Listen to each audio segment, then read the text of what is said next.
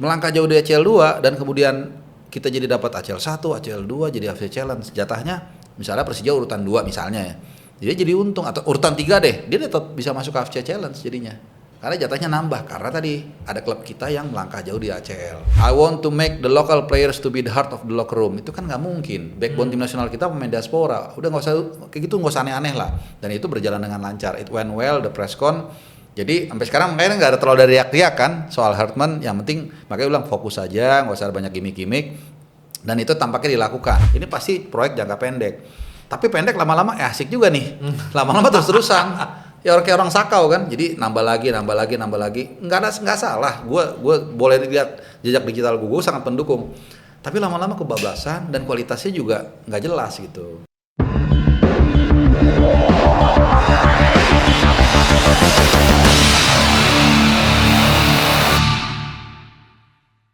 Yo, bertemu lagi dengan gua Dedik Prianto di podcast Ruang Bola. Podcast ngomongin sepak bola Indonesia, sepak bola luar angkasa, kalau ada, dan juga tentu sepak bola dunia.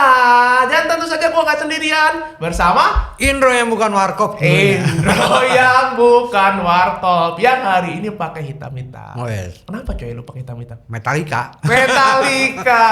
Gokil. Sesuai tato. Alah. Aduh. Dan kawan kita ini juga sangat hard rock coy. Oh iya. Hard rock udah kayak nama ini aja, radio aja. Kawan kita ini sangat gahar, dan kalau kita ngobrol sama dia itu pasti negara dalam kondisi tidak baik-baik. Ya nggak sih? Berarti di dunia sepak bola kita ada sesuatu yang Lagi apa gitu ya? apa gitu. Pokoknya dia orang yang penting untuk kita ajak ngobrol. Iya. Siapa dia? Tentunya Bung Harman. Halo Bung Harman. Halo Mas Dedik, Bung Indro juga. Terima kasih sudah diundang lagi. Gua paling suka kalau Bung Harman itu pertama jersinya aja. Jersey bajunya apa? Muhammad Ali. Idola gua juga nih. Ada yang terpukul jatuh. Enggak sih. Kita akan ngomongin itu berarti, siapa yang terpukul dan jatuh. Ya. Tapi selain dia jago mukul, mulutnya juga mulut sampah deh. Waduh. Demen banget sih gue sama Gua tahu tuh istilah mulut sampah. Wah, berat urusan. Nah, Gimana? Tadi kan gue sempat cerita ya, kalau Bung datang itu pasti urusannya genting ya. Aduh. Nah, ada hal yang genting nih yang berseliweran di media sosial beberapa hari ini. Ini soal pengen nanya nih, info A1-nya nih. Waduh. Ini bener nggak sih Bung? Ini diduga ada skenario. Juga ada skenario dari entah dari federasi atau siapapun itu. Skenario untuk diduga membawa main-main diaspora untuk main di Super League. Itu gimana ya? Bener gak sih? Pertanyaannya tendensius. Iya, kayaknya bener deh. Kayaknya ya. Ada Jawabannya katanya. lebih tendensius.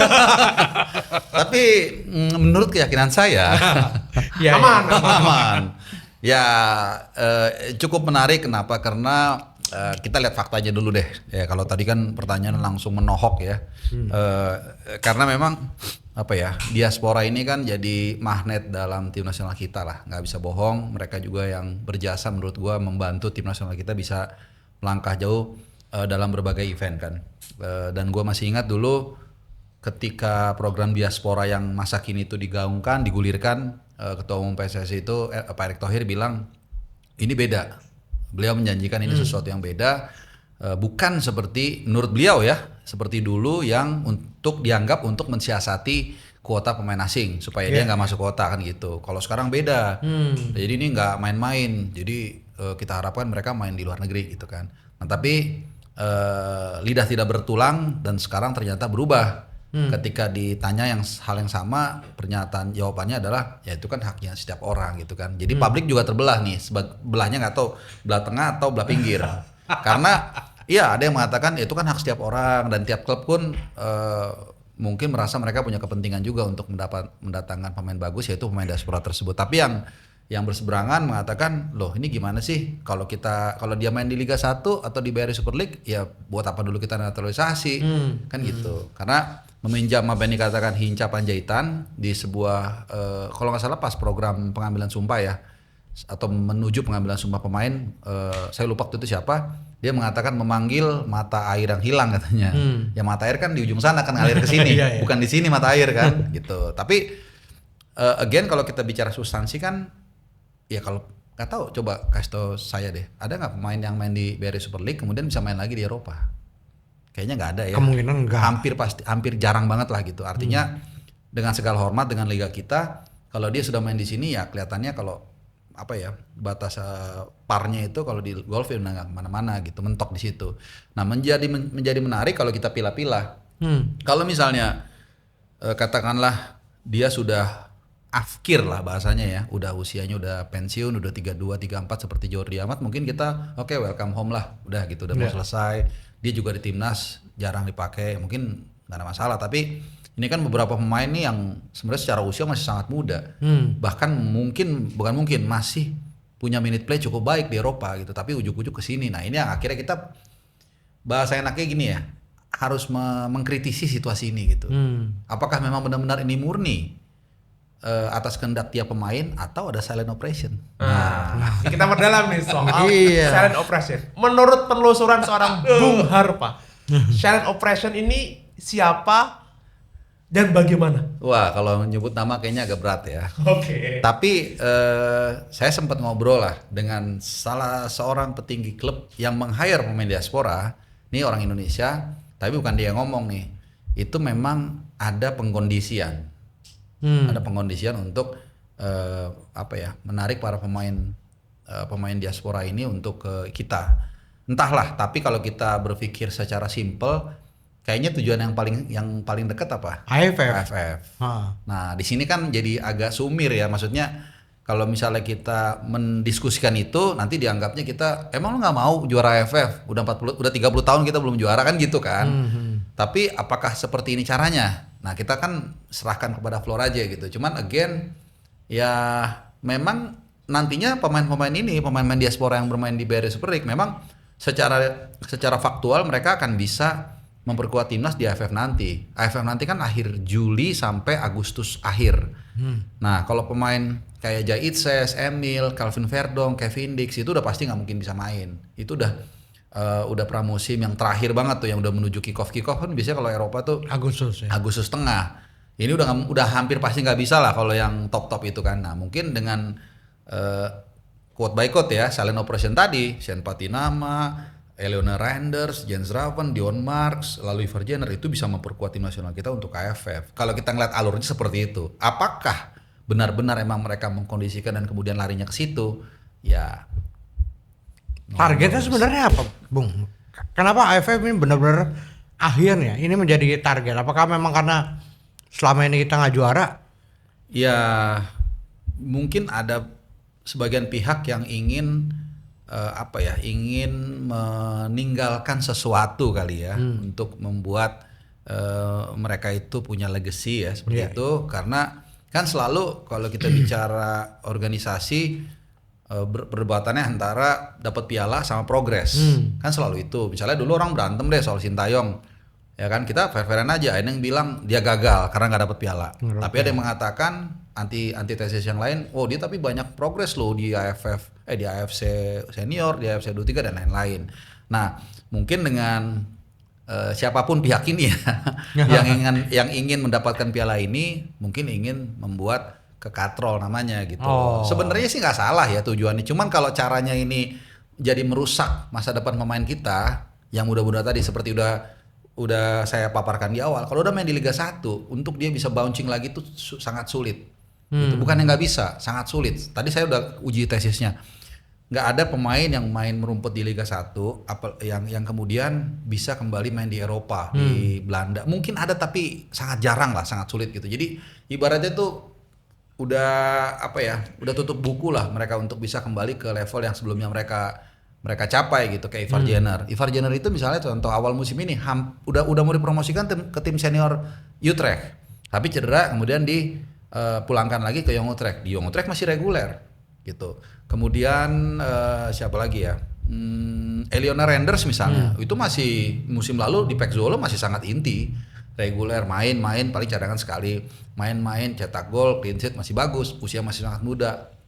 Cuman ujuk-ujuk main ke sini ya kita jadi tanda tanya gitu loh, karena itu tadi barriernya tuh udah selesai, udah di situ aja gitu. Jadi again bukannya kita soal pro atau anti, tapi intinya pemain-pemain ini nih untuk secara karir ya jadi agak apa ya, barometernya tuh udah terbatas gitu kalau udah main di sini. Itu aja sih. Siapa tuh pelaku silent operation? Gua nggak nyebut namanya, nggak nyebut. Kalau itu Erick Thohir nggak nyebut. kayak Mens Rea juga ya. Nggak, dia nggak nyebut tadi. Nggak nyebut. Nah, itu reverse psychology namanya. Kalau menurut Bung Harpa, Ya, kalau tadi dia menyebut diduga Pak Erick Thohir gitu ya, berarti kan federasi dong yang mungkin diduga dia silent operation gitu ya. Menurut keyakinan saya. Kalau bukan pakai bahasa jurnalistik, diduga mengondisikan. Kalau menurut penelusuran seorang Bung Harpa, A1-nya ini gimana? aduh, jadi kesini agak terpojok nih posisi ini. Ya, itu ya off the record lah. Tapi intinya sih apa ya? Ada bau-bau tidak sedap lah. Oh. Itu aja sih. Gitu. Berarti ada ya? Ada. Oke. Ada pengkondisian. Ada pengkondisian. Gitu. Cuman saya nggak mau menjudge bahwa ini bukan ini. Caranya itu yang jadi masalah. Kalau misalnya nanti kan pasti orang ini salah lagi mau juara AFF. Enggak, kita senang juara AFF, tapi kita lihat impact ke depannya nih. Pemain-pemain seperti Ivar Jenner, dan lain-lain itu kan ya mau kemana lagi kalau udah main di Indonesia, di Liga Indonesia gitu. Iya, jadi kita itu bukan soal nggak suka AFF, men, kita nangis di GBK. 2010. Iya. Iya. Kita buset, kita ngasih spanduk di mana-mana dan itu bertahun-tahun kita sampai dipukulin tentara gitu ya. Gara-gara urusan tiket di AFF. Itu bukan gara-gara ini, tapi soal metode ya, karena gue sendiri in my humble opinion, gue takut ini tuh kan karirnya ya itu mandek. Iya, gitu. itu aja. Itu aja, seorang Ivar Jenner kapten kita itu ya, yang harus semoga aja, ya kan belum official ya, semoga aja Hampir ya. pasti tapi ke Dewa United. Hampir pasti. A1-nya ya ini ya, hampir pasti. Kita cuma mendengar rumor-rumor. A2. Hampir pasti. Hampir pasti ke Dewa United bersama dengan Rafael Struijk. Dan Rafael Struijk pun gini ya. Kalau misalnya kan atau antitesis yang lain tuh biasa orang gini. Selalu kita tuh kalau debat kan hitam sama putih gitu. Emang mendingan mana, dari sana nggak main apa di sini nggak main gitu kan. Ya kalau kayak Hapner misalnya waktu Wolverhampton, dia bukan yang nggak main juga, main di U23. U23 Liga Inggris ya lebih bagus daripada, menurut saya lebih bagus dari Liga 1 dari sini kan. Jadi bukan yang nggak main sama sekali juga mereka itu gitu. Jadi contoh tadi Rafael Struijk misalnya. Apakah dia dapat minute play juga? Enggak juga di sini di Dewa United. Padahal pelatihnya sudah sama-sama punya besar di tempat yang sama-sama besar di Belanda. Walaupun Rafael Struijk WNI ya, artinya kan pasti adalah kesamaan kultur yang mungkin bisa ada privilege sedikit lah dia. Dan gue kebetulan datang di pertandingan awal-awal banget lah Dewa United di BIS itu. Datang gue waktu itu berharap, waduh Rafael Struijk main dong, cetak gol yang banyak, musim ini bisa mungkin 20 gol, 15 gol. Ternyata sampai sekarang struggling juga. Jadi what's the point gitu. Mending kalau di sini dia mainnya banyak ya. Mainnya banyak, terus golin banyak, atau kalau back bagus lah gitu ya. Ini kan enggak juga gitu. Paling yang mungkin agak lumayan oke stabil ya Tom Hai. Kalau Tom Hai itu emang oke lah di Persib tuh, apa ya, masih paling enggak dia dapat minute play, meskipun waktu tahun lalu di Almer City juga hampir tiap pertandingan main juga gitu. Jadi sebenarnya ya agak kalau gue pribadi sih agak sangat menyayangkan eksodus pemain diaspora ini gitu. Eksodus. Iya. Hijrah. Hijrah. Kalau kita kan harapannya misalnya kita kalau berkaca pada Jepang ya, malah Jepang mengekspor pemain-pemain. Pemain Jepang tuh di Liga Belgia, Liga, di Liga Jerman, bejibun itu. Liga Inggris, kalau kan maunya seperti itu, bahwa akhirnya mereka punya pemain-pemain yang memang kualitasnya tinggi gitu. Iya, dan masalahnya gini, Jepang itu 2 kali, mungkin 3 kalinya kita dalam konteks kontradiktifnya ya. Karena mereka kan pemain asli Jepang nih. Dilahir di Jepang, dibentuk di Jepang, baru diekspor. Kalau ini kan sebenarnya saudara-saudara kita diaspora ini kan asalnya dari sana. Jadi standarnya udah di sana, tapi malah ke sini gitu. Itu yang menjadi pembedanya. Harusnya transfer skill, transfer knowledge itu terjadi tanpa harus indirect dia ke sini gitu ya. Iya, nggak apa-apa. Kayak misalnya salah satu yang paling contoh yang sering gue lihat itu paling nyata itu waktu kita lawan Vietnam di Midin 3-0 round kedua. Itu berapa kali, kalau di kamera kan dia nggak nyorot apa yang mau kita lihat kan, sorot apa yang mau disiarkan sama dia. Jadi salah satu yang paling sering menyita perhatian gue itu ketika Rizky Ridho dan Jay Itzes tuh sering dimentorin sebenarnya sama Jay Itzes waktu corner apa ya kita nggak tahu dia ngomong apa tapi pasti nggak mungkin nanya abis ini mau makan apa, kayaknya nggak mungkin ya. pasti ngasih tahu Ridho kalau lu corner badan lu tuh jangan pernah begini atau apalah gitu. Itu berapa kali kelihatan dia kayak ngasih mentoring dan kita lihat hasil dari Ridho sekarang top kan, jago gitu. Nah sebenarnya tadi yang Mas Dedik bilang harapan kita seperti itu gitu loh. Ya tapi kalau dia main di sini juga jangan-jangan malah pemain diaspora itu pulang udah makan soto dulu yuk. Malah lebih mungkin seperti itu sih dari pengalaman ya, kecuali beberapa pemain yang gua lihat diaspora tapi tetap disiplin, mungkin diantaranya salah duanya itu Stefano Lillipali, makanya dia bisa sampai 3-6 bagus kan, sama Mark Locke. Itu yang kelihatannya kalau dari output dia di lapangan kayaknya tetap disiplin, nggak terpengaruh yang lokal. Kita tahu lah kadang-kadang makan sembarangan, kurang disiplin dan lain-lain. Mau Indomie apa Sarimi? Sama aja. Bung, gue tuh penasaran ini soal eksodus hijrah gitu ya. Iya. Satu kelompok gitu ya. Salah satu isu yang merebak adalah soal ini tuh yang eksodus ini berasal dari satu agent yang sama. Siapakah Agent yang dia sama namanya? gitu ya. Terus berarti kan kalau ada agent, ada yang meng-hire agent. Yang kita tadi sempat ngobrol juga ada silent operation. Ya gitu.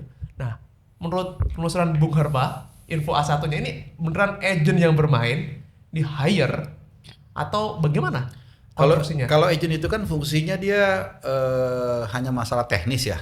Walaupun dia bisa juga mempengaruhi sebenarnya. Tapi final say itu kan harusnya di pemain. Nah, pemain itu apakah ada yang mempengaruhi? Nah, ini di sini kita mesti menguliknya. Sebentar. Nah, pemain ini apakah ada yang mempengaruhi? Nah, kita kan nggak tahu. Kita nggak tahu. Tapi kalau agent itu biasanya dia kayak sama aja kalau kita konsultasi masalah hukum, misalnya kita ada masalah hukum. Kita kan nanya, nanti konsultan hukum itu ngasih pandangan lalu ngasih opsi. Agen tuh seperti itu. Nanti kita yang mutusin, udahlah kita ini aja banding misalnya atau nggak banding. Tetap kita yang akan mutusin. Nah, sama dengan pemain ini. Ketika agen ini memberikan pilihan, oke, bertahan atau pindah, tetap yang mengatakan ini pemain. Nah, masalahnya di balik pemain ini kan bisa ada yang mempengaruhi. Mempengaruhi itu bisa macam-macam loh. Iya. Dari mulai orang terdekat, keluarganya misalnya, ya kan. Misalnya kayak dulu David Beckham. Salah satu yang dianggap meminta pindah itu kan Victoria Beckham. Karena dia masa cowok gue dilempar sepatu sama Ferguson kan, bisa juga, atau bisa juga kepentingan yang lebih luas atau kepentingan politis. Nah, ini kita nggak tahu. Tapi yang pasti sangat visi lah situasi terakhir ini ketika melihat pemain-pemain yang notabene masih cukup perform di usia yang cukup muda di sana, tapi bukan out of the blue ya, kayak ya out of the blue lah. All of sudden mereka tiba-tiba exodus ke Indonesia. Oke. Ini targetnya emang hanya juara atau ada target-target lain sebenarnya untuk silence operation tuh memasukkan kembali diaspora kita ke sini kalau menurut lo? Ya kalau oke, sekarang kita lihat impact yang lain aja deh. Impact yang lain mungkin memang ada bagusnya juga. Liga 1 kita jadi lebih semarak. Yaitu bagaimana juga kan itu pemain-pemain yang berkualitas ya. Shane Patinama, Tom Hai, Eleanor Renders, kemudian Rafael Struijk, siapa lagi? Yang terbaru Zistra. Mauro Zelstra. Nah, itu membuat lebih riuh lah memang dari Super League kita kan. Makanya tergantung dari sudut pandang mana nih. Tapi kalau dari sudut pandang timnas sih menurut gue ini jelas penurunan, degradasi yang sangat luar biasa. Gitu. Degradasi yang sangat luar biasa ya. Kamu lah dari main di Liga Belanda sampai di Liga Indonesia ya kita fair-fairan aja kan. Dari segi pola latihan, dari segi asupan, dari segi infrastruktur latihan dan lain-lain udah pastilah kita akuin mereka udah lebih baik dari kita gitu.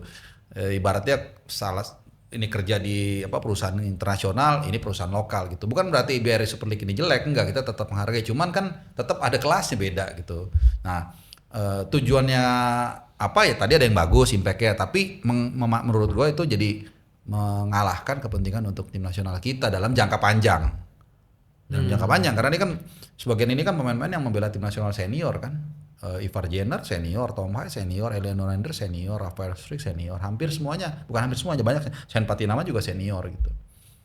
Berarti jangka panjangnya untuk timnas, that's bad way ya? Ya bad way dong. Ini pemain-pemain ini yang dulu banyak berkontribusi ke kita. Shane Patinama golin ke gawang Irak di round 2, Ivar Jenner di U23 cemerlang. Lalu siapa lagi? Macam-macam lah. Tom Hai juga kita tahu lah seperti apa kontribusinya. Sekarang main di Liga 1 ya dari Liga Belanda lagi Eropa ya pasti turun lah. Udah pasti. Nggak sulit untuk mengakses itu sebenarnya. Dan itu bukan 1-2 pemain, banyak. Ya kecuali tadi ya seperti Jordi Amat yang memang ya secara usia udahlah, dia udah nggak. Terakhir pun mainnya di Johor Darul Taksim kan, Malaysia 11-2 sama kita gitu. Ini kan dari Pek Zwolle, dari mana lagi, dari Utrecht gitu. Nah, dan tentu dan di saat yang sama kalau kita lihat komparasinya misalnya Emiliano Jonathans. Nah, justru dia di tim yang sama sekarang compete banget di mana? Di Excelsior. Setelah dia gabung ke Excelsior, kan tadinya agak kesulitan juga dia di Utrecht kan. Dia dipinjamkan ke Excelsior, langsung 4 pertandingan nggak terkalahkan. Excelsior cetak 2 gol dan dia setiap dimasukin itu langsung tajam depannya. Termasuk terakhir gol ke gawang Ajax kan dari 2-0, ketinggalan timnya jadi 2-1 dia golin 2 sama. Nah, itu yang mau fight gitu. Tapi memang dengar sih gaji di sini itu rate-nya sangat tinggi. Ini menarik ya soal Gitu. angka ini. Seberapa besar dalam penelusuran Bung Harpa? Oke, gue kasih contoh yang real aja ya, jadi bukan katanya-katanya. Waktu abis Piala Asia Senior di bandara itu gue ketemu sama Hernando Ari. Dan itu abis nggak lama podcastnya si Asnawi. Ya, dan dua-dua ini sama mengatakan, dia kasih sampel itu di Korea Selatan. Kalau lu baru main, itu mas gajinya bisa sepertiga dari di Liga 1 saat itu. Oh, oke. Ya sepertiga, kita kadang-kadang memang, nah ini sekarang kita agak favor ke pemain lah. Kadang-kadang memang susah juga. Untuk beberapa orang mungkin dia punya keresahan yang dari dulu mereka pikul, misalnya mohon maaf dia belum punya rumah, mau naikin haji orang tuanya. Nah tiba-tiba dia dapat tawaran gaji yang gede, yang impian itu, keresahan itu bisa diselesaikan ya. Susah juga menolak tawaran itu kan. Sementara kita juga maksa-maksa, lu main di luar dong. Dia nggak tahu kan, kayak si Marcelo misalnya di Dense itu, kata teman saya itu kayak dusun daerahnya. Dense, teman saya yang pernah kesana ya, orang Indonesia tapi tinggal di Belanda. Itu kayak dusun, sepi, udah gitu musim dingin, bisa bayangin kan, matahari cuma 4-5 jam aja. Terus orangnya asing segala macem, gajinya kecil. Coba balikin ke diri kita, emang susah juga. Ini udah di tanah air, bisa makan sop kaki kambing tiap seminggu sekali, gaji gede, deket sama orang tua, bisa tadi memenuhi keresahan-keresahannya. Agak susah juga gitu untuk kita menjudge mereka juga gitu. Jadi ya Tinja hitam putih ya. Ya tidak hitam putih juga gitu. Jadi jangan langsung, kalau kita pribadi sih pasti pengennya mereka compete di sana kan. Tuh, cuman ya ada benernya juga bahwa itu adalah hak asasi mereka gitu.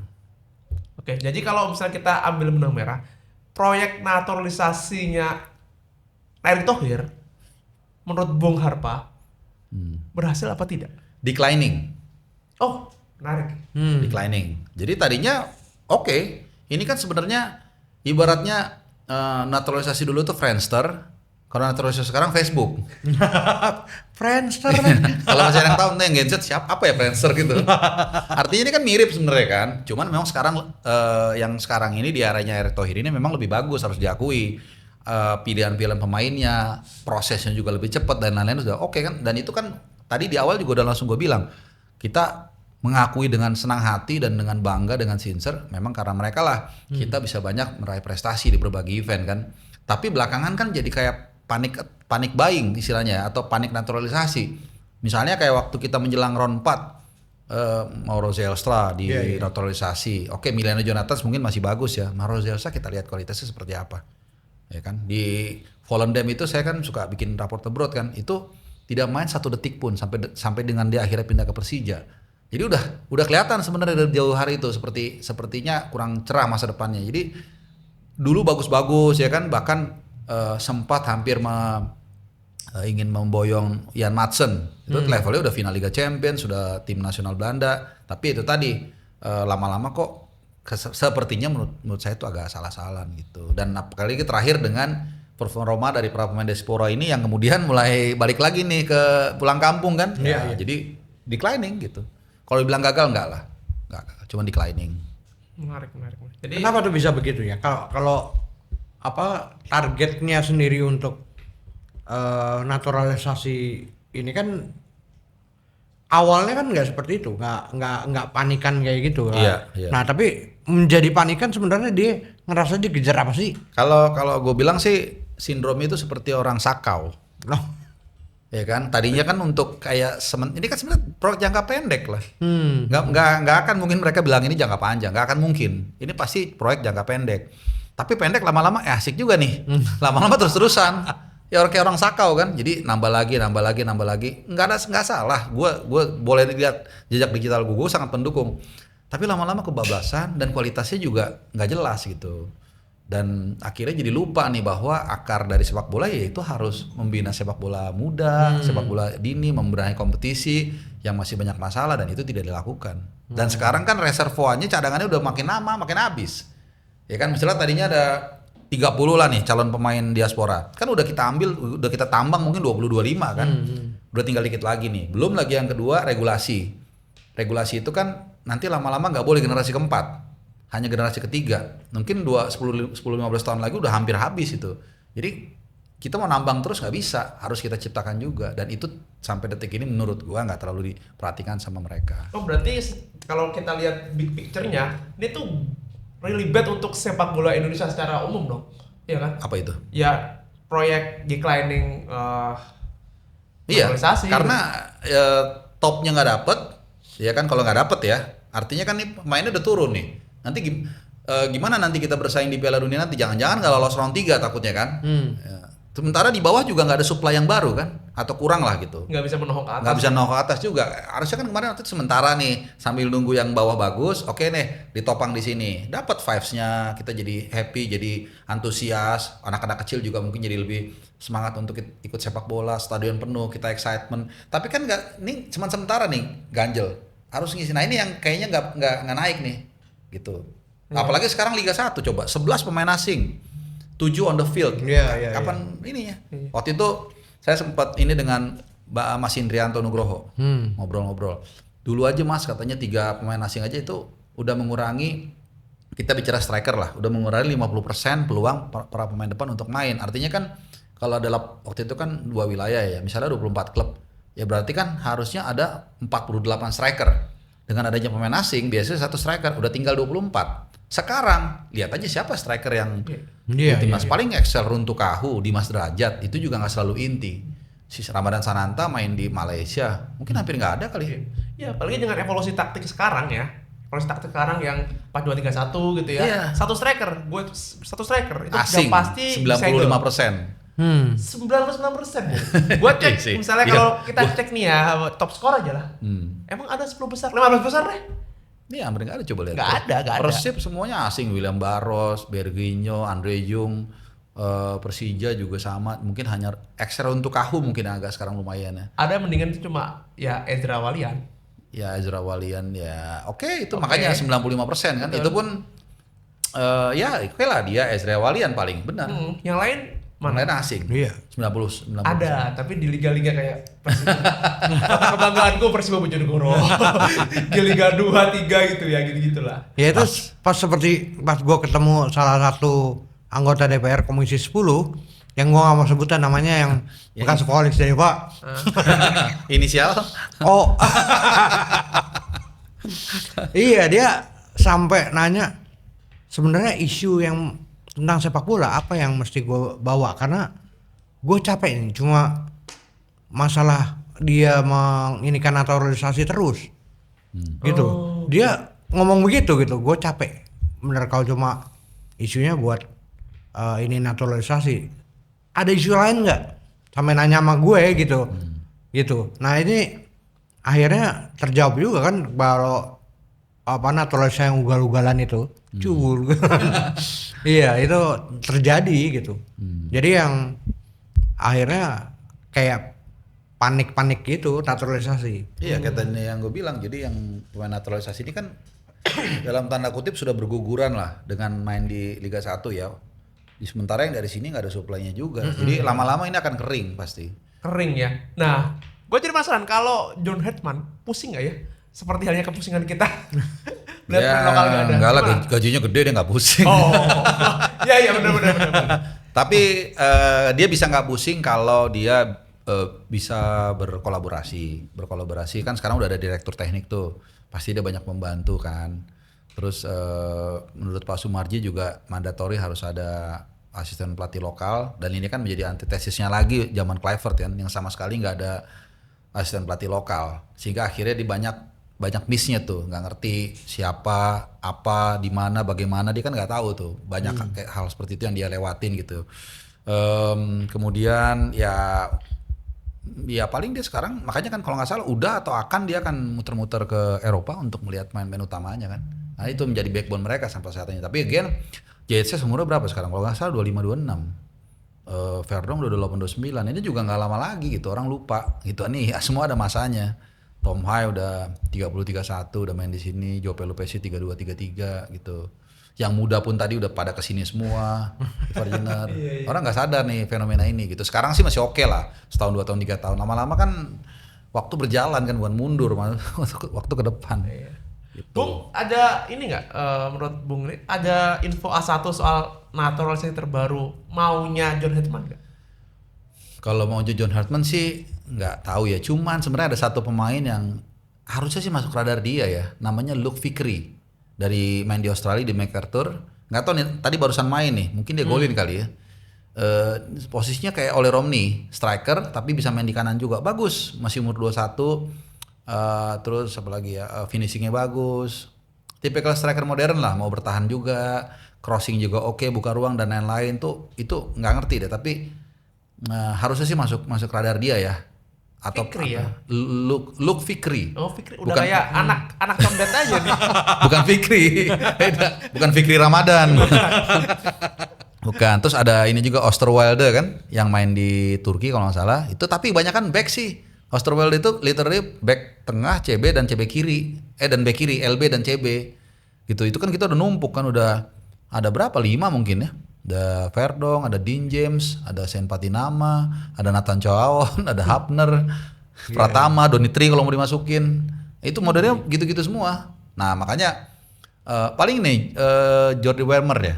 Nah, paling itu MC kan, mungkin bisa itu. Karena agak ngeri juga nih pasca Tom Hai mungkin nggak ada gitu ya, kita abis banget tuh, bener kan? Abis banget itu yang jet tengah kan. Nah, tapi kalau menurut Bung Harpa, akan terus ada naturalisasi ya di bawah John Hartman, atau dia emang kayak divisinya di pembukaan tuh tadi dia akan menggabungkan antara muda dan bla bla bla bla bla bla gitu, atau emang gimana? Ya kalau pelatih sih pada dasarnya ada pragmatis ya. Kalau memang ada pemain naturalisasi yang bagus, even mungkin di posisi yang sama seperti Osterwilde tadi, bukan tidak mungkin dia tetap akan why not gitu kalau emang bisa gitu. Pasti pelatih semua berusaha semaksimal mungkin pemain terbaiknya bisa masuk ke timnya gitu. Apalagi juga gua rasa ini sudah menjadi program PSSI dari lama gitu.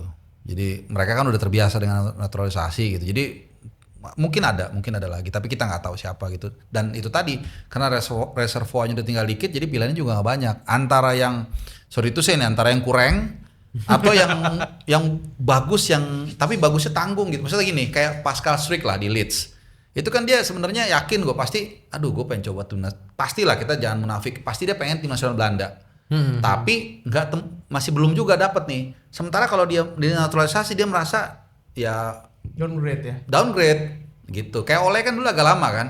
Apalagi kalau bukan dia nimbang-nimbang siapa tahu gue bisa nembus gitu. Sementara Zijlstra ya mohon maaf lagi nih, gue banyak maafnya nih. Dia mungkin udah tahu kualitasnya seperti apa. Dia udah tahu nggak mungkin nembus tim nasional Belanda. Dari dulu dia udah pengen tuh, udah bilang saya pengen gitu. Karena dia mungkin udah tahu diri, gue nggak mungkin tembus tim nasional Belanda. Tapi kalau kayak Pascal Struijk dan ada beberapa termasuk Osterwilde kalau nggak salah, kayak bimbang gitu loh. Nah itu pemain-pemain itu yang mungkin masih bisa dikejar, tapi itu juga nggak banyak. Gitu. Paling mungkin 4-5 pemain gitu. Dan itu tadi posisi dia tuh in between gitu, bukan yang hampir pasti mau gitu. Iya, jadi rumit juga ya urusannya. Ya iyalah, sebenarnya kan naturalisasi harus jelas juga berapa tahun gitu kan. Karena akan habis juga pemain-pemain diaspora kita gitu kan. Mau berapa tahun ya? 5 tahun, 10 tahun. Ini kan nggak jelas. Pokoknya udah diinin. come on. Iya. Mungkin harus mengajak ke futsal ya. Oh wow, baru gua mau. Tadi kan ngomongin soal Jepang aja kita ayam-ayamin bos. Literally di nutmeg ada satu kan, dikolongin ya. Nah itu kan bisa menjadi sampel juga kan mereka bukan ya, sekali lagi gue pribadi sangat menghargai, berterima kasih dengan pemain di diaspora, tapi alangkah baiknya kalau kita juga tidak melupakan kawat candri di muka lokal seperti yang dilakukan futsal. Kita bisa kok gitu, itu mungkin bisa menjadi inspirasi juga buat ketua umum PSSI kan dan juga sejajarannya untuk ya bagaimana menanam, menuai juga pemain lokal dari liga lokal, dari EPA dan seterusnya. Emang nggak gampang sih, tapi ya harus begitu. Harusnya bisa sih. Kalau kita lihat mainnya futsal ini Jitek saat kita usai menang Dari lawan Jepang dan semoga ini kita bisa juara karena lawannya Iran ya. King Asia ya. Literally king nih. Peringkat 5 dunia. Iya, king Asia, beneran king kalau ini. Ya itu dahsyat banget itu ya. Jadi bukan Musangking ya. Waduh, buat kawan-kawan MU mantap. Anda king. Iya, top. Anda king pokoknya. Jangan bully teman saya ini ya. Oke, jadi itu juga jadi contoh ya bahwa jangan men-tackle di tengah jalan.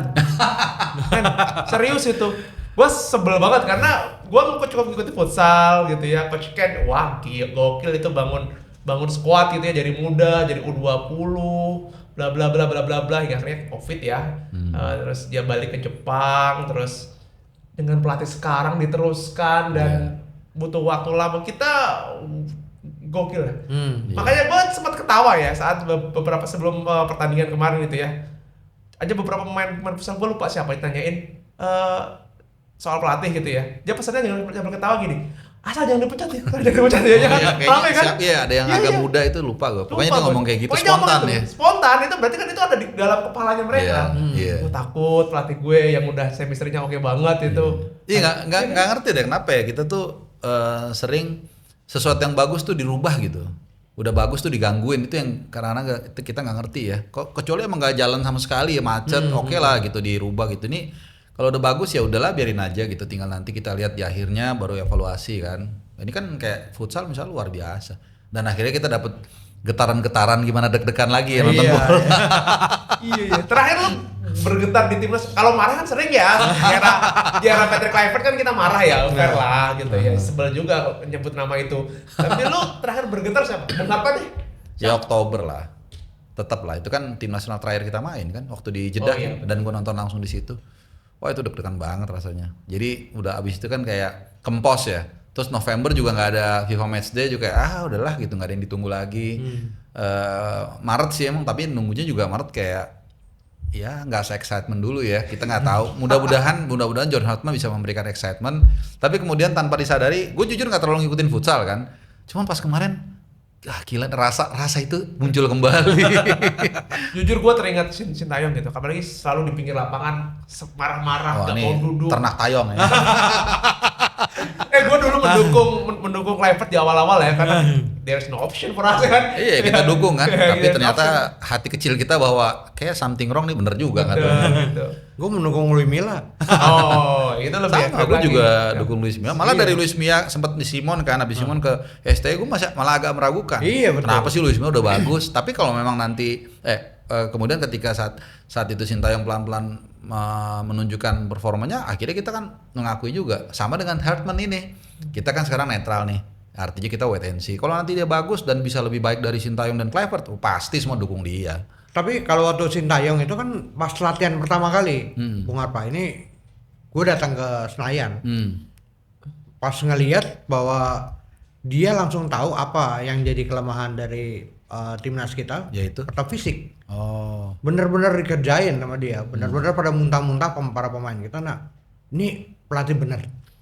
Gitu langsung. Berarti gitu. mirip kayak Polosin dulu kan? Polosin fisikal waktu ya. begitu datang dia lihat, wah fisiknya kacau. Tapi fisik kan bisa digembleng kan? Kalau Iya. teknik kan bisa tapi lama. Iya. Dan kadang-kadang kalau udah umur 23, 24 teknik udah susah dirubah. Dihajar di mana tuh? Komplek militer di Jawa Barat kalau nggak salah, berbulan-bulan sampai muntah-muntah juga. Dan akhirnya dapat medali emas saat itu 91. Iya. Dulu waktu Simon Merkeman kan menit babak kedua udah hancur-hancuran. Jalan-jalan Kita kaki. di stadion ya saat itu ya. Iya. Waduh, ya marah-marah aja kita sesama supporter. Iya, fisik itu nggak bagus karena mungkin culture kita ya. Mesti culture kita itu kan pagi-pagi makannya lontong sayur, nasi uduk, makannya karbo. Itu kan satu tantangan buat kita kan. Itu culture kita, memang kita nggak bisa bohong tuh, lidah kita tuh dimanja. Nah ini yang kadang-kadang susah pemain tuh. Bukan yang nggak boleh, cuman mesti ditakar-takar lah gitu. Gitu. Ya, berarti pertanyaannya adalah ini buat Bung Harpa, karena tadi kan kita ngomong soal pelatih gitu. John Hetman tuh Englishman in Jakarta ini, ya kan Englishman in Jakarta ini gitu ya. Bukan di New York ya. Bukan, itu lagu kesukaan kalian lah, Englishman in New York. Ya. Umurnya. Englishman in Jakarta ini gitu ya. Itu orang yang tepat untuk timnas saat ini. Nah, selalu pertanyaan itu diapungkan setiap pelatih baru itu ditunjuk mau di tim mau di klub gitu. Jawabannya gak ada yang tahu kan, bukan peramal kita. Iya. Tapi kita lihat dari track recordnya. Kalau dilihat dari CV dan track recordnya, dia bisa dipertanggungjawabkan lah. Jujur kalau ngelihat waktu Kluivert itu kayak beli kucing dalam karung sebenarnya. Sebenarnya nggak dalam karung, kita bisa ngeliat juga kok. Beli ular Bung, kayak beli. Iya, bukannya kita sentimen ya, karena gini, pertama yang gue lakukan adalah nanya ke orang yang suka Belanda. Kalau tahu ada Sakti angkatan 10 di Gonzaga nih, agak rooming dikit nih. Alumni Gonzaga. Ini gue sebut namanya nih, karena gue sering konsultasi soal Belanda dia. Dia tanya, Sak, ini gimana nih si Kluivert itu? Kagak bisa ngelatih Riz katanya. Itu 2014 asisten Van Gaal kok di Piala Dunia, dan kan Belanda lumayan bagus kan. Itu buat teman ngobrol ini doang katanya. Karena emang Van Gaal dengan Kluivert itu hopeng kalau orang Cina bilang. Jadi inilah bagus aja gitu kalau bareng. Cuman bareng dalam posisi begini. Feng Shui ya berarti. Feng Shui-nya bagus lah seperti itu. 95 waktu juara Liga Champions kan super sub-nya kan si Kluivert kan, pelatihnya Van Gaal yang dia juara. Terus ketika dia flop ke Milan, kemudian diselamatin sama Van Gaal di Barcelona. Nah, selalu seperti itu, bagus aja. Cuman bukan dalam kapasitas untuk konsultasi dengan si Kluivert. Dia seneng aja Kluivert. Pokoknya kalau ada Kluivert dia ngerasa tuh nyaman gitu.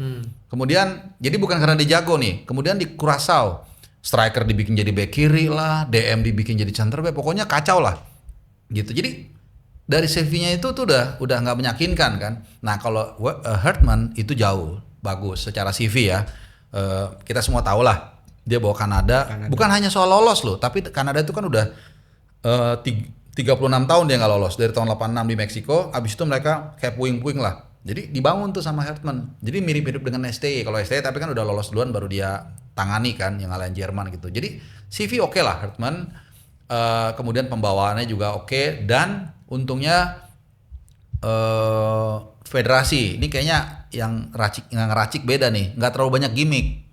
Gue udah bilang jauh-jauh udah deh, nggak usah ada bilang-bilang labelin tim kepelatihan terbaik lah, nggak usah pakai PC ya gitu-gitulah, yang nggak penting-penting nggak usah. Karena akhirnya kan press-connya cuma sejam, jadi nggak meninggalkan hutang kayak ucapan-ucapan yang nggak perlu. Misalnya waktu itu Kluivert bilang, saya akan mengutamakan minute play, itu kan bahaya. Nanti kalau ada pemain yang bagus tapi sebenarnya dia jarang main, kan ada juga gitu kayak Marcelo Ferdinand misalnya, jarang main di klub tapi di timnas bagus. Nah nanti ditanyain, I want to make the local players to be the heart of the locker room. Itu kan nggak mungkin. Backbone tim nasional kita pemain diaspora. Udah nggak usah kayak gitu, nggak usah aneh-aneh lah. Dan itu berjalan dengan lancar. It went well the press con.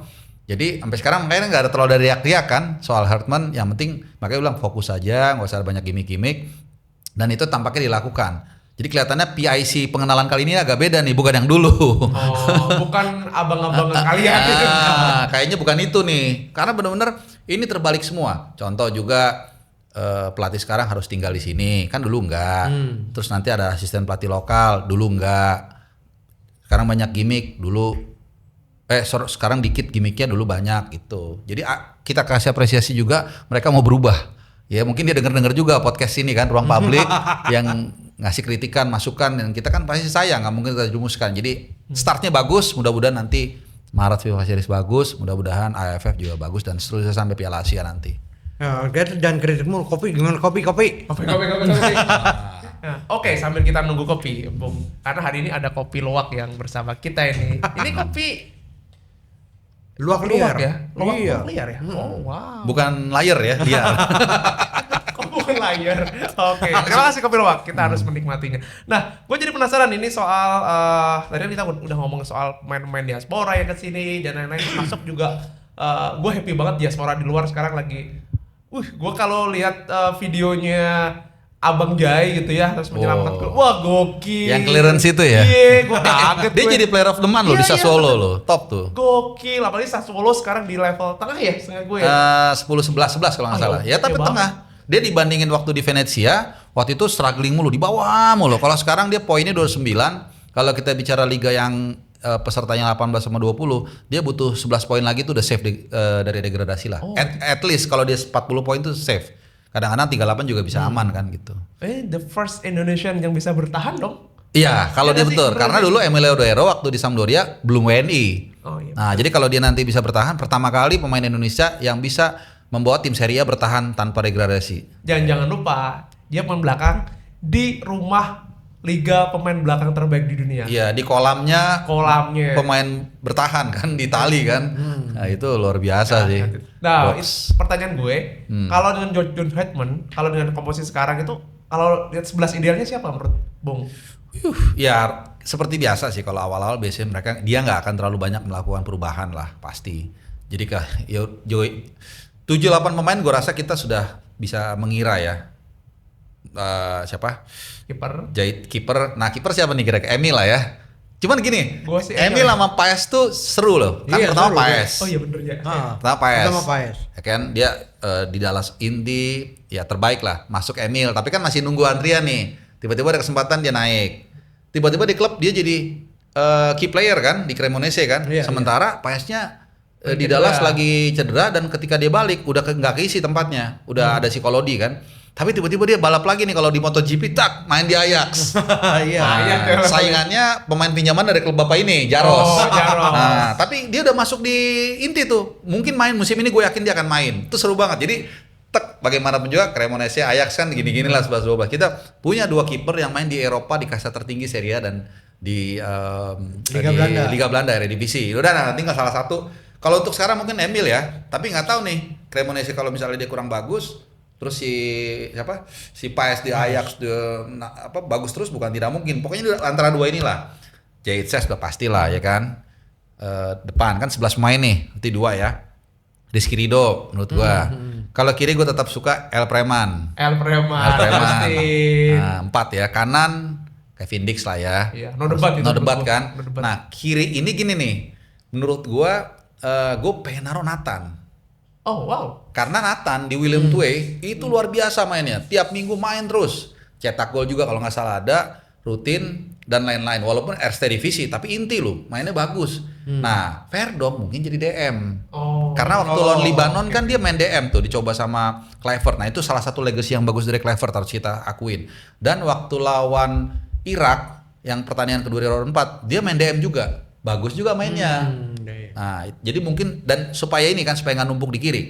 Jadi biar Nathan bisa main di kiri, Verdong di DM bisa aja 7. Nah, Mileno Jonathan harus main. Top banget ini harus main nih, pasti main kalau nggak cedera. Nah, sisanya ini bisa macam-macam, bisa mungkin Ole walaupun dia lagi struggling, Ragnar lagi cedera, terus Tom Hai satu lagi siapa? Joe Pelupesi 11. Oh. Kira-kira itulah. Itu nggak akan lari dari situ. Itu belum ada Dean James loh ya. Iya belum ada, karena kirinya numpuk.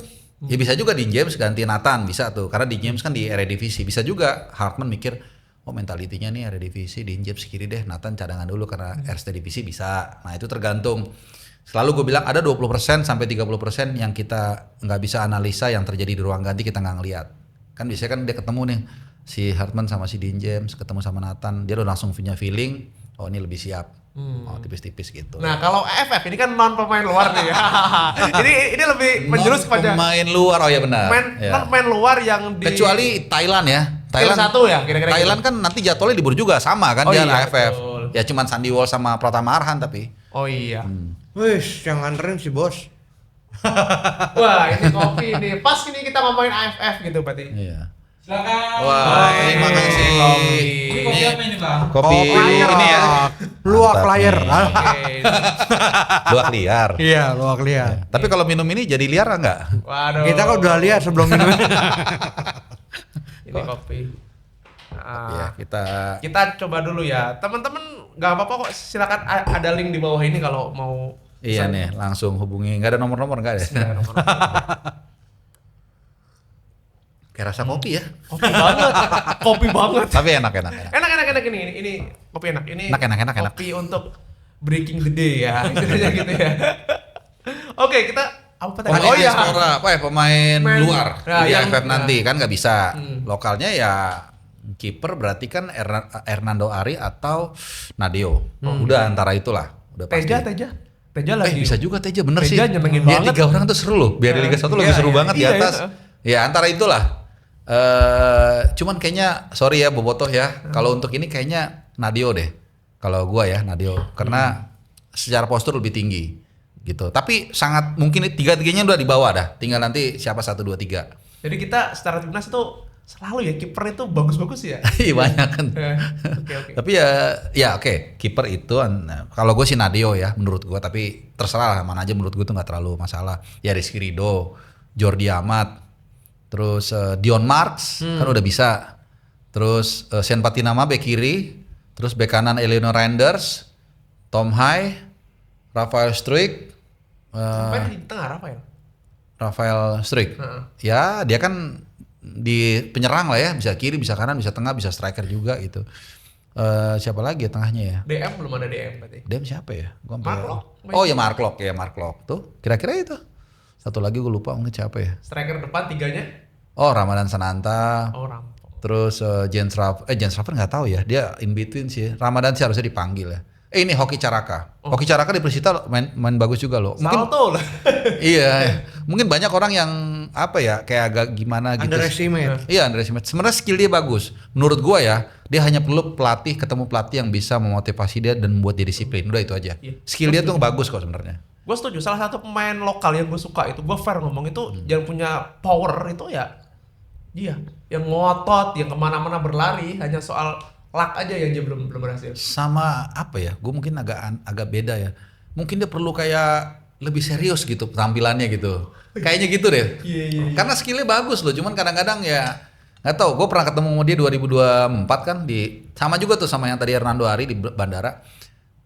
Penampilannya tuh kayak anak kecil gitu loh. Jadi kadang-kadang perlu juga kan kayak Bung Indro nih wajahnya kan dia meneror, ya agak dewasa. Itu perlu juga karena ngeliat dia tuh kayak anak kecil padahal jago skillnya gitu.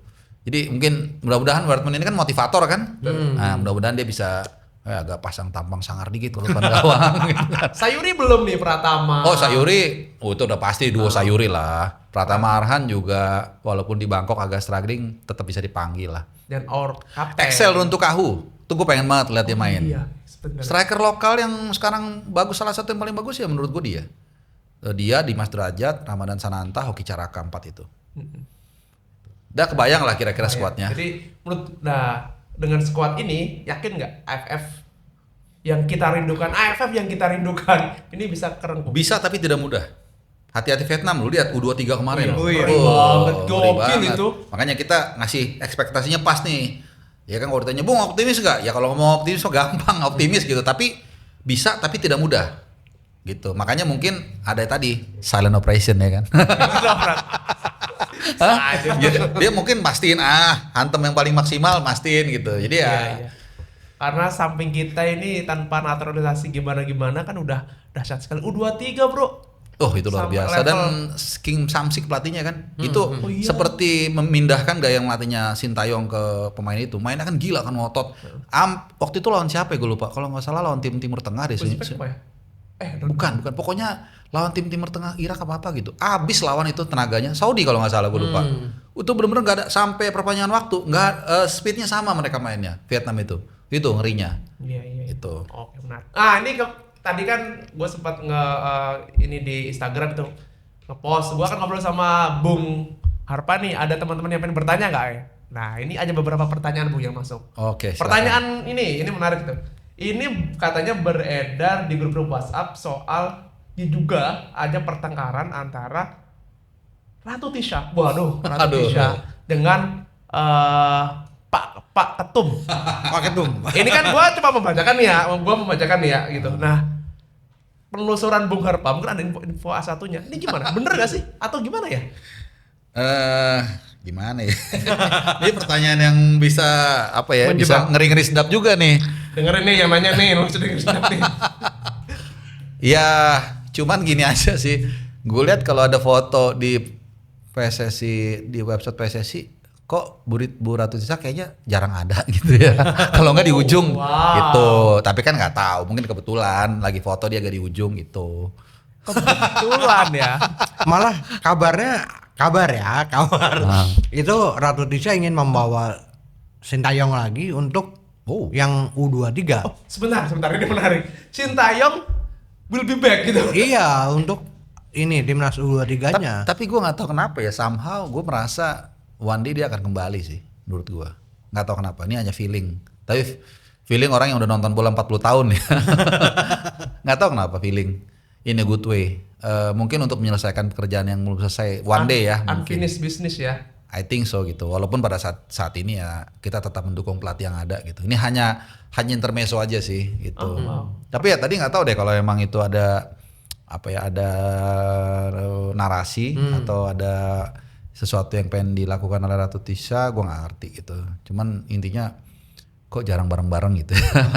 Kita dulu sempat ngobrol soal Civil War ya, teman-teman bisa cek di video kami sebelumnya sama Bung Harpa. Kita ngomong soal Civil War-nya jam tanda kutip tubuh PSSI pasca gagal gitu ya. Nah mungkin Ratu Tisa begitu kali ya, nggak ngerti ya. Ini kan ya, info. sama gini, waktu menunjukkan Sintayong kan salah satu yang bawa kan Ratu Tisa ya. Iya. Ya kan. Nah tapi ketika Patrick Kluivert yang naik kan waktu di pengenalan di Hotel Mulia yang tahun 2025 ya, kalau nggak salah 11 Januari kan itu dia nggak ada di depan tuh kalau nggak salah. Yang sibuk kan hanya 2 orang kan. Itu. Nah kebalikannya ketika John Hartman yang tadinya wajah-wajah excitement di pengenalan Patrick Kluivert agak mutung tuh di pengenalan John Hartman juga gitu. Jadi intinya kayak gini, kalau yang bawa dia ya gue cuman ala-ala gitu. Kalau yang bawa gue semangat, dianya yang agak mutung. Kayaknya gitu-gitu deh.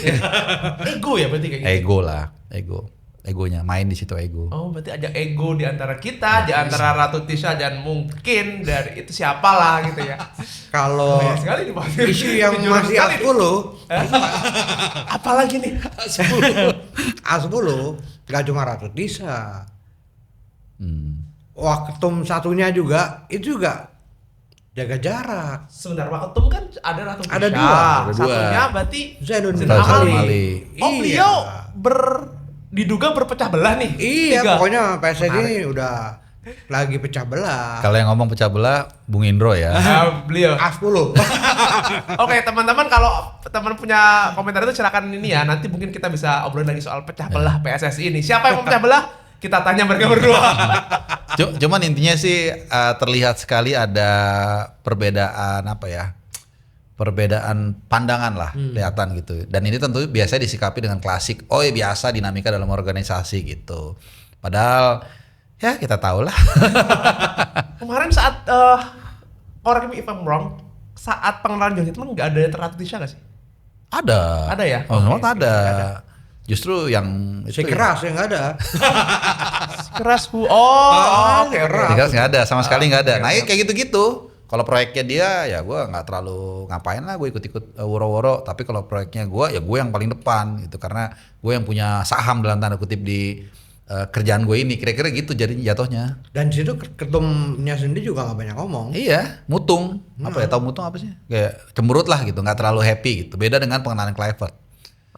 Gitu. Oh berarti Erick Thohir kalau menurut Bung Harpa utung ketika pengenalan John Hitman karena ya this is not me lah. Ya udahlah gitu. Tapi kan gue ketua umum PSSI, gue harus datang, nggak mungkin enggak gitu. Oke. Nah, ini kita udah ngobrol 1 jam. Tapi ada Serius 1 jam ya? mungkin ya Kok sekitar itu ya. kerasa ya? Nah, sebelum kita tutup, biasa Cina ada what if. Wah. What if ini? Mau membacakan? Ya. Nih, bagaimana kalau Bung Harpa ini jadi asistennya Bojan Hodak? Bojan Hodak? Oke. Ini apa yang bakal dilakukan terkait scouting diaspora nih? Scouting diaspora. Gue suka deh pertanyaan yang nggak disiapin gini. Jadi memancing gini kita kan. Tapi kita nyiapin. Thank you tim kreatif. Nah, ini yang gue harus konsisten tadi kan. Kalau gue ada di sisi klub, gue akan menangkan kepentingan klub memang. Gitu. Apalagi gue bukan orang Indonesia. Misalnya gitu, kayak Bojan Hodak. Ya dia pasti mau siapapun itu kalau pemain itu bagus dia akan rekrut kalau memungkinkan. Jadi kalau gue jadi asistennya Bojan Hodak, ya gue akan sebagai scouting ya.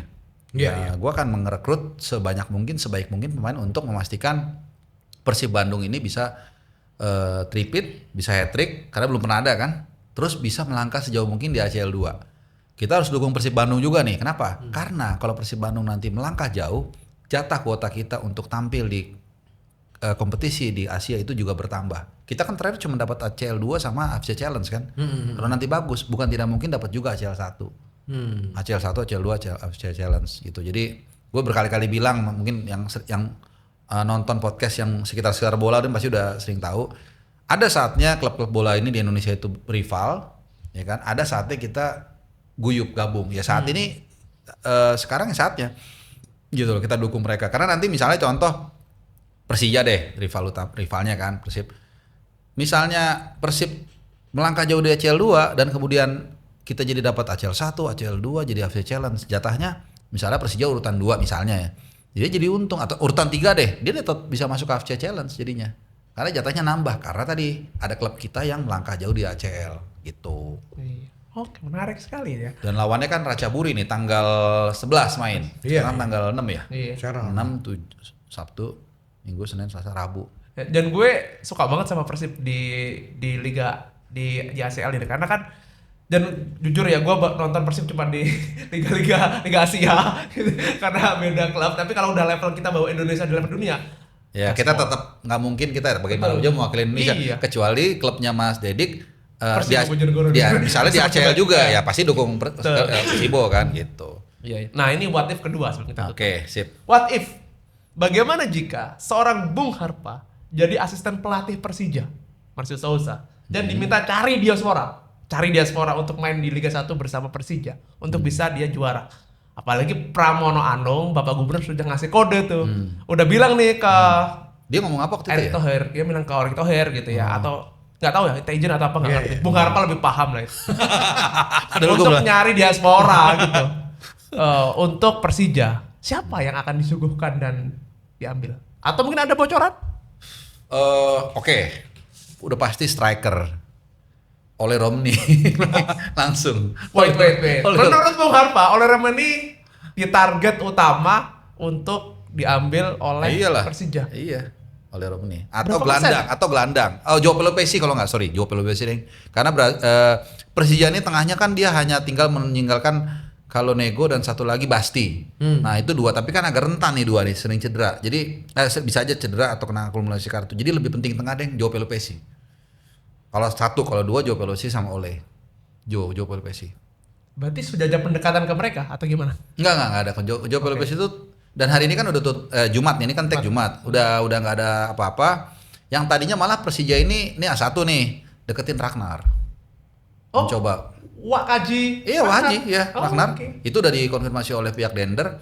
Kemudian yang mempersilahkan profesional, pelatih ke pelatih, agen ke agen, tapi terakhir Persija tidak memfollow up, mungkin mereka berubah pikiran atau apa kita nggak tahu. Jadi dan juga masih cedera Waji gitu, dan jadi mungkin kalaupun mereka coba rekrut lebih ke proyeksi untuk musim depan. Kalau musim ini kayaknya udah nggak bisa kan, hari ini udah tutup, hari Jumat lah, ini berapa hari lalu berarti ya, ini kan ditayanginnya bukan Jumat. Gitu. Tapi kalau satu rekomendasi ya Joe Pelopesi sih. Menurut gua Persija perlu gelandang seperti itu. Oh iya, karena kenapa gue dua klub ini kan, Persija dan Persib itu senang banget persaingan mereka di Dan persaingannya seru loh, Borneo juga. Borneo, Iya, iya. Malut juga. Ini waktu kita tag sebentar lagi nih mau main nih, Malut lawan Persib. Oh, Itu wow. konstelasinya bisa berubah lagi tuh, misalnya hasilnya bagaimana nanti, seru itu. Sampai akhir musim menurut gua bisa 3 tim minimal tuh bisa compete terus. Tuh. Bener gak sih? Gue merasa liga sekarang itu liga Indonesia paling menyenangkan selama beberapa tahun terakhir. Betul, makanya kita fair juga. Pemain diaspora yang datang ke BRI Super League ada plusnya juga. Liga kita jadi semarak dalam jangka pendek ya, kita nggak tahu sampai kapan kan. Itu semarak, gua akuin itu menarik banget. Dan ketika Persib mendatangkan Tom Hai, mendatangkan Eleanor Reinders, terus mendatangkan Kurzawa, yang lain juga nggak diem kan. Persija datengin Sen Patinama, datengin Mauro Zelstra, Dewa United juga datengin Ivar Jenner. Mungkin hanya Malut yang agak adem. Jadi dari awal dia nggak terlalu gimana-gimana. Borneo juga adem. Waktu itu ngomong sama coach Pornel Taman, dia malah bilang budgetnya malah turun dari musim lalu. Jadi misalnya spending pemainnya misalnya 100 miliar tahun ini, musim ini malah nggak di bawah itu kan. Tapi mereka bisa compete. Jadi seru lah musim ini BRI Super League. Iya. Wah, ini udah lengkap sekali kita ngomong dan Iya. terima kasih. Siap, Bung Mas Harpan. Dedik, senang lagi diundang sini nih. Kalau nanti negara genting ya kita ngobrol lagi lah. Ini kan genting gitu ya. Dan sekali lagi terima kasih banget. Kita udah ngomong banyak hal. Mulai juga ngomong soal silent operation yang aduhai gitu ya. Terus ngomongin soal John Hartman dan terakhir ngomong bagaimana jika terpilih seorang beliau ini ya Bung Harpan jadi asisten. Iya, jadi salah satu orang yang tidak hanya di luar tapi di dalam. Iya. Dalam sistem sepak bola kita. Oke, sekali lagi terima kasih buat Mas, sukses selalu dan selalu menginspirasi dan mengkritik menjadi akal sehat dunia Sepak bola. per-YouTubean kita. Dan ditunggu di studio baru ya. Yo, ya siap. Sekali lagi terima kasih Siap, dan sama-sama, Diki. sekali lagi tetap bersama saya Dedik Prianto Saya Indro yang bukan warkop. dan tentu saja teman-teman jangan lupa Subscribe, like, komen, dan juga share. ya dan jangan lupa teman-teman klik apa teman-teman hype ya karena dengan itu kami bisa tetap bikin konten dan ngobrol bola yang asik di podcast Ruang Bola di YouTube mana? YouTube Ruang Publik. Sampai jumpa.